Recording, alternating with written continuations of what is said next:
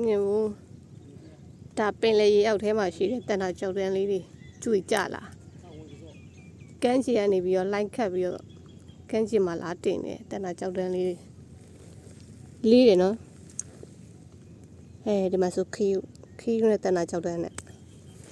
ကန်းချီကရေကြနေတော့လေရေအောက်မှာရေငုတ်တက်မှရေအောက်ထဲကိုရောက်မှတန်တာကြောက်တန်းဆိုတာမြင်ဘူးရတာကျမတို့ရေမငုံနိုင်တော့ကန်းချီမှာကတ်လာတဲ့တန်တာကြောက်တန်းလေးလူဝါနဲ့တူတယ်ရောလူအယိုးကြီးနဲ့တူတယ်ရောရေအောက်ထဲမှာတော့တော်တော်လှရနော်အများကြီးပဲအမတွေ့တာ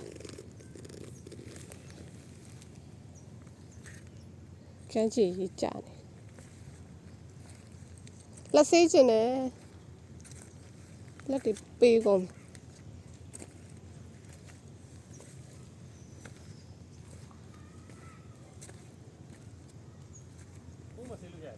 ဟဲ့လား